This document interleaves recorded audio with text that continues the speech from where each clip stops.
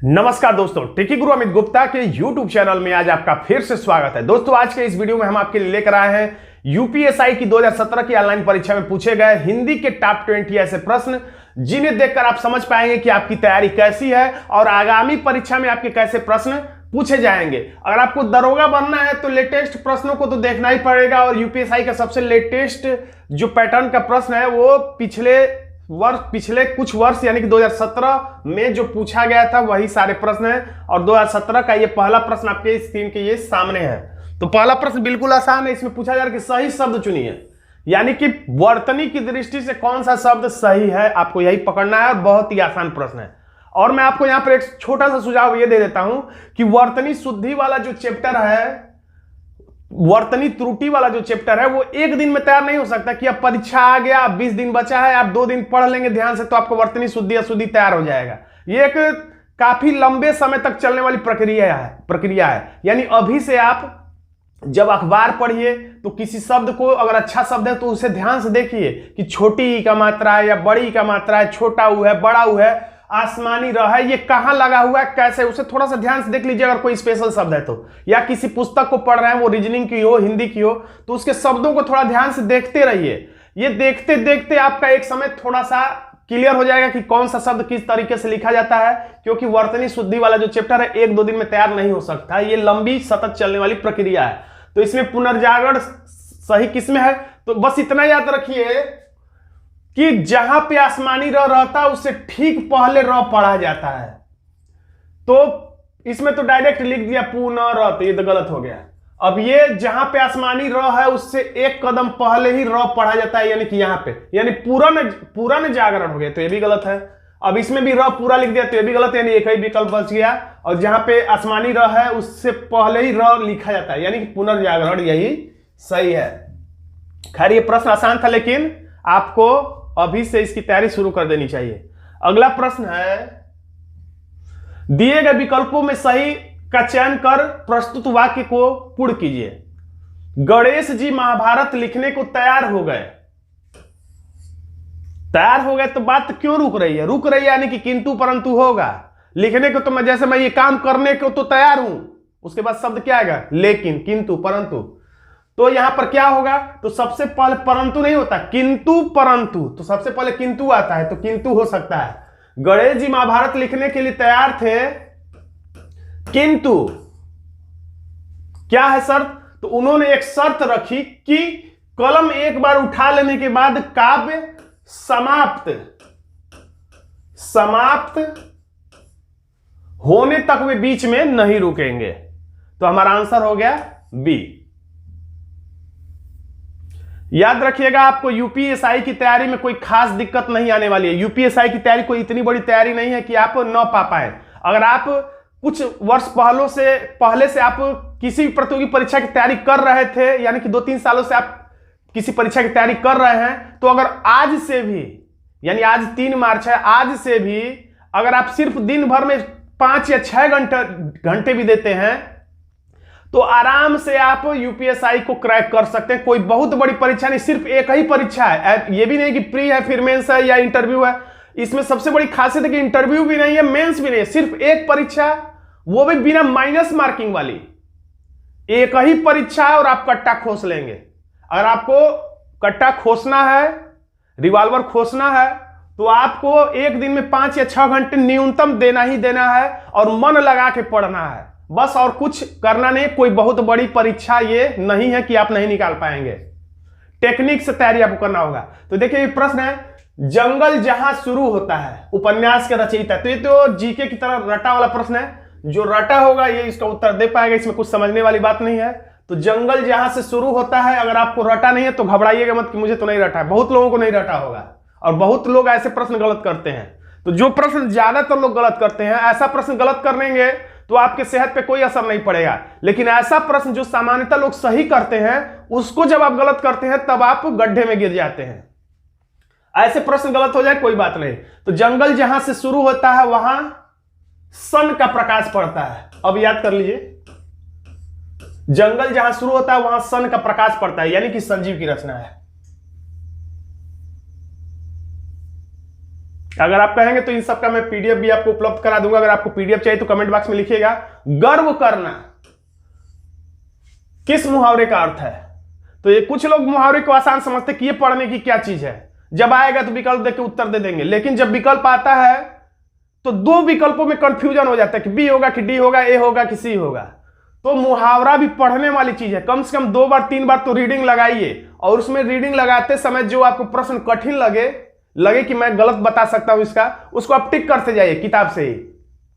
और जब आप देखेंगे, जब पूरा मुहावरा पढ़ लेंगे तो ऐसा 50 मुहावरा या 60 मुहावरा ऐसा होगा जो आपके कंफ्यूजन वाला होगा, उसे ही एक बार और पढ़ लीजिए, और जब परीक्षा है तो एक बार और पढ़ लीजिए। बस आपका इतने से काम हो जाएगा, और कुछ हद तक तो विकल्प देकर बताया ही जा सकता है।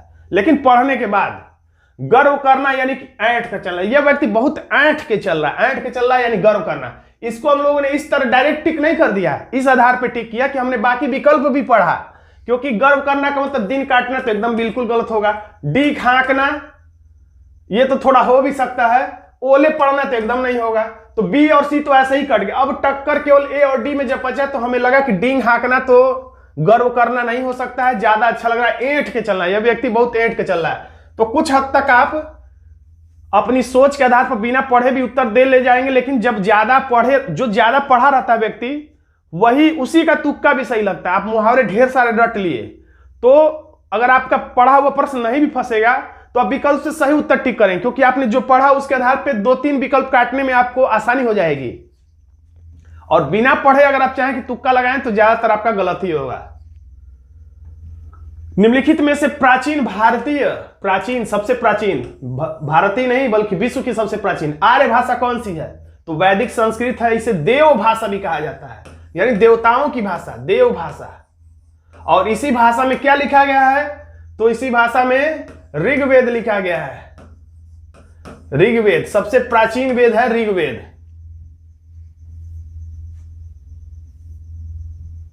बारिश बहुत ज्यादा हो रही है, तो ज्यादा इसमें क्या है? तो ज्यादा जो है किसकी विशेषता बता रही है?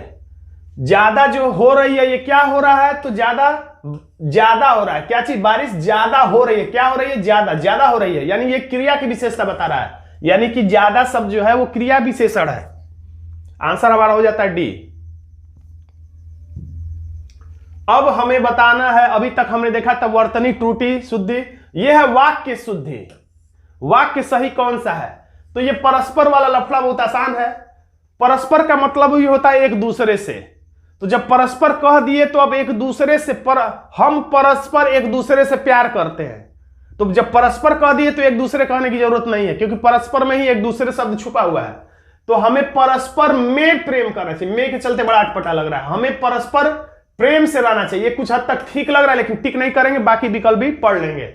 हमें परस्पर से प्रेम रहना चाहिए, नहीं सही है। हमें परस्पर में, यह भी नहीं सही, यानी कि हमारा आंसर हो जाता है बी। आप तुरंत टिक नहीं करेंगे, बल्कि सभी विकल्प जल्दी जल्दी सेकेंडों में पढ़ लेंगे। उसके बाद जो सबसे अच्छा उपयुक्त विकल्प है उसे ही आपको टिक करना चाहिए, और यही तरीका है सही आंसर तक पहुंचने का। जहां अनेक व्यंजनों की एक बार, यहां पे याद रखिएगा, अनुप्रास अलंकार तो पकड़ना बहुत आसान है, लेकिन अनुप्रास के भी कई भेद हैं। तो इस प्रश्न को, जो कि यूपीएससी 2017 की ऑनलाइन परीक्षा में पूछा गया था, इसको देखकर आपको यह जान लेना चाहिए कि अनुप्रास के जितने भेद हैं वो भी यानी आपको पढ़ लेना चाहिए, क्योंकि देखिए यहां पर उससे संबंधित एक प्रश्न आ गया, और वो जो पढ़ा होगा व्यक्ति उसका देखिए यहां पर एक प्रश्न प्लस में चला जाएगा। जो केवल अनुप्रास अलंकार को पढ़ के आगे बढ़ गया होगा, यहां पर उसका एक अंक माइनस हो जाएगा, एक प्रश्न माइनस हो जाएगा। तो अनुप्रास के जितने भेद है उसको भी आप पढ़ लीजिएगा। यहां पर फिलहाल में मैं सिर्फ इसी के बारे में बता देता हूं। तो जब अनेक व्यंजनों की एक बार, यहां पर एक बार पे ही हाईलाइट करिए, एक बार स्वरूपतः और क्रमशः, यानी स्वरूप में भी और क्रम में भी आवृत्ति हो, तो वहां पर कौन सा होता है? तो छेका अनुप्रास होता है। तो आप याद रखिएगा, गांव में छेका होता है, छेका, बरच्छा, उसके बाद शादी होता है। तो छेका किसी व्यक्ति का सामान्यतः, अपवाद नहीं, छेका किसी व्यक्ति का एक ही बार होता है। उसी से आप याद कर लीजिएगा, अनेक व्यंजनों की एक बार आवृत्ति हो तो एक बार क्या होता है? तो छेका होता है। आंसर हो गया ये। घोंसला का बहुवचन क्या होगा? तो देखिए ये ऐसा प्रश्न है, आप खुद उत्तर देकर देखिए, हो सकता है कि आपका उत्तर गलत होने वाला है, और ये उत्तर गलत होने वाला है तो ऐसे ही प्रश्नों को टिक लगा के याद किया जाता है, ताकि अगली बार जब ये प्रश्न परीक्षा में आए तो आपका सही हो जाए। और ऐसा प्रश्न ज्यादातर लोगों का जब गलत होगा और आपका सही होगा तो आप प्लस में चले जाएंगे, यूपीएसआई के काफी करीब पहुंच जाएंगे। आपको देखने में ऐसा लग सकता है कि घोंसलों होगा, ये तो नहीं होगा, ये आपको शक में होगा कि ये हो सकता है, या घोंसले भी हो सकता है, लेकिन जिस पर आप शक कर रहे हैं कि वो एकदम नहीं होगा वही आंसर है घोंसले। यानी आपको याद क्या करना है, आपको याद ये करना है, बस इतना आप यहां पे याद रखिएगा कि घो पे बिंदु है, घोंसले, घोंसला, घोंसले नहीं घोंसला, इसको रटना पड़ेगा, नहीं तो आप परीक्षा में ये गलत करके आने वाले हैं प्रश्न। घो पे बिंदु है लेकिन यहां पर ले या लो नहीं है, याद रखिएगा, घो पर बिंदु और ला, ले नहीं। 2-3 बार याद कर लीजिएगा, भूलेगा नहीं। और ऐसे प्रश्नों को चाहे तो आप एक जगह पे जो कंफ्यूज करने वाले प्रश्न उनको एक जगह पे लिखेंगे तो परीक्षा से पहले आप दोहरा कर चले जाएंगे। प्लेटो प्रत्ययवादी या आत्मवादी दार्शनिक थे, प्रस्तुत वाक्य में त्रुटिवाचक शब्द कौन सा है?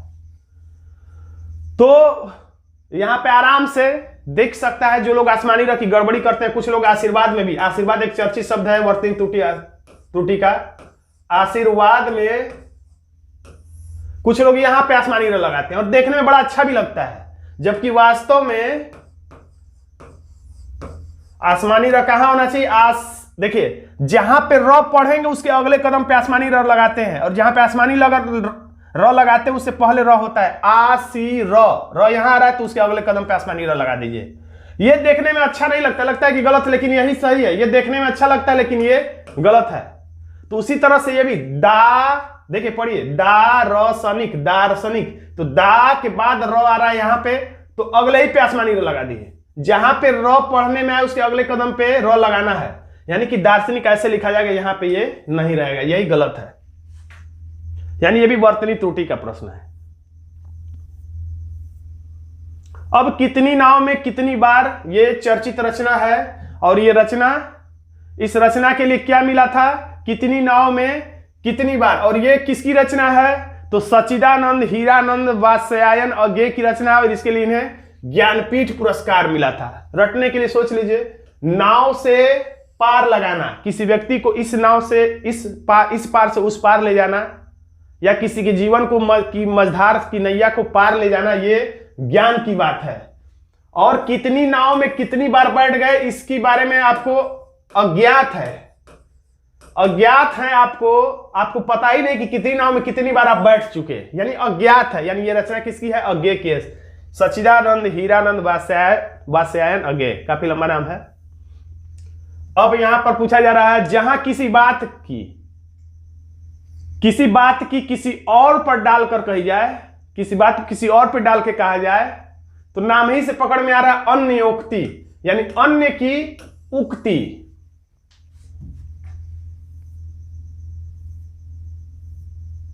अगला प्रश्न, दिए गए विकल्पों में से उत्थान शब्द का विपरीतार्थक, यानी उत्थान शब्द का विलोम शब्द बताना है। तो उत्थान का पतन आसानी से कोई भी बता सकता है, लेकिन इसका मतलब ये नहीं कि आप विलोम शब्द पढ़ना ही छोड़ देंगे। विलोम शब्द ऐसा भी आ सकता है कि 2 विकल्पों में आपको कंफ्यूज कर दे। ये वही प्रश्न रिपीट हो गया, कोई दिक्कत की बात नहीं है, फिर वही आंसर भी है। दिए गए विकल्पों में सही का चयन करें।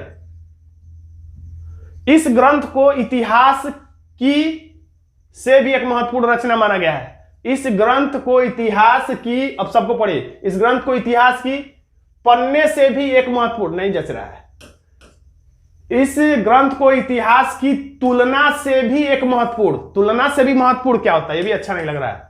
इस ग्रंथ को इतिहास की दृष्टि से भी एक महत्वपूर्ण रचना माना गया। अच्छा लग रहा है लेकिन टिक नहीं करेंगे, इसको भी पढ़ लीजिए, चेक कर लीजिए। इस ग्रंथ को इतिहास की और लगा दिया है, बिल्कुल गलत है। यानी कि यही एकदम सही लग रहा है, टिक मार के चले जाइएगा घर, आंसर आपका हमेशा सही रहेगा। अगला प्रश्न है, बहुत आसान प्रश्न है। अगर विलोम शब्द को रट्टा मार रहे हैं तो रट्टा मारना बिल्कुल जरूरी है, 2 बार 3 बार 4। ऐसा कोशिश मत करिए कि एक ही बार लेकर बैठ जाइए, शुभ का शुभ, शुभ का शुभ, शुभ का शुभ 25 बार रटिए, निंदा का स्तुति, निंदा का स्तुति, निंदा की स्तुति, ऐसे रटना नहीं। अशुभ का शुभ, अशुभ का शुभ, ऐसे 25 बार नहीं रटना। एक बार पढ़िए निंदा का स्तुति, निंदा की स्तुति, फिर छोड़ दीजिए, जल्दी जल्दी पूरा लाइन पढ़ जाइए। यानी कोशिश करिए कि 15 मिनट में 200-300 विलोम शब्द जल्दी जल्दी पढ़ जाइए, और उसके बाद कुछ दिन बाद फिर से एक बार पढ़ जाइए, कुछ दिन बाद फिर एक बार पढ़ जाइए। इस तरीके से आपको होगा याद। ये नहीं कि एक ही बार में एकदम रगड़ दीजिए, तो रगड़ने से याद नहीं होगा। तो स्तुति का निंदा, और उसमें भी आसान विलोम शब्द को नहीं रखना। कुछ लोग आसान पे ज्यादा ध्यान देते हैं, उसी को पढ़ते हैं, और कठिन वाले को थोड़ा सा इग्नोर कर देते हैं, तो वही आ जाएगा परीक्षा में। आप जब विलोम शब्द पढ़िए, जो कठिन लगे, ऐसा लगे कि मुझे दिक्कत है, भूल सकता हूं, उसको टिक मारते जाइए, और लास्ट में केवल टिक मारने वाले ही को पढ़ेंगे, तो आपका समय भी बचेगा और परीक्षा हाल में आपका प्रश्न भी गलत होने से बचेगा। अगला प्रश्न, भगवान शब्द का स्त्रीलिंग क्या होगा? तो मोस्ट इंपॉर्टेंट और ये चर्चित प्रश्न है। भगवान, भाग्यवान तो किसको कहा जाता है आप जानते ही हैं, यहां पे भगवान पूछा जा रहा है। भगवान का स्त्रीलिंग होता है भगवती, तो जो रटा होगा तुरंत बता देगा, भगवान का भगवती। या विलोम शब्द में भी ये आता है, भगवान का भगवती। दिए गए विकल्पों में से वस्तु का बहुवचन शब्द पहचानिए। तो वस्तु का बहुवचन क्या होगा? तो वास्तु तो होगा नहीं, वस्तुओं हो सकता है, और स्पष्ट नहीं दिख रहा है, इसमें बड़ा ऊ का मात्रा कर दिया, इसमें छोटा ऊ का मात्रा, यही अंतर है। तो अब देख लीजिए कौन सा आंसर है। तो यहां पर ए आंसर है वस्तुएं, रट लीजिएगा, वस्तु का वस्तुएं, वस्तुओं नहीं होगा। यानी ये भी रटने वाली भी चीज है, थोड़ा सा जरूर ध्यान एकाग्रचित करेंगे तभी आपका काम बनेगा। वस्तु का वस्तुएं, जिस संज्ञा या सर्वनाम शब्द से, जिस संज्ञा या सर्वनाम शब्द की, जिस संज्ञा और सर्वनाम शब्द की विशेषता बताई जाए, यानी जिस शब्द की विशेषता बताई जाए उसे क्या कहते हैं? तो विशेष से कहते हैं। और जिस शब्द से विशेषता बताई जाए उसे विशेषण कहते हैं। यानी हमारा आंसर यहां पर यह है, जैसे सीता का मुख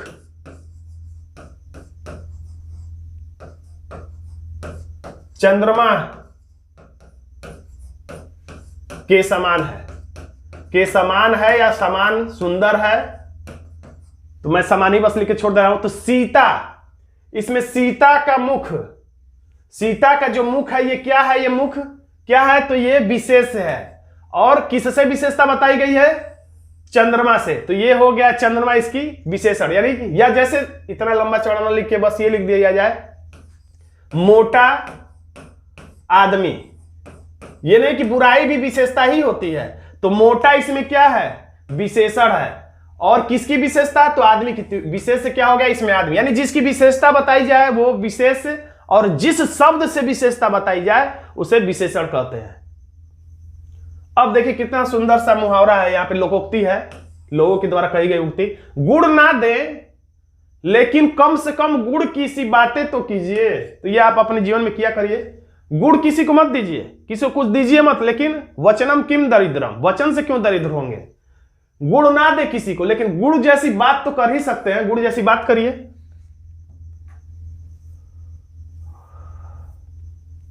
आम जीवन में इन मुहावरों लोकोक्तियों का प्रयोग करेंगे तो ये मुहावरे लोकोक्तियां आपको याद भी नहीं करना पड़ेगा।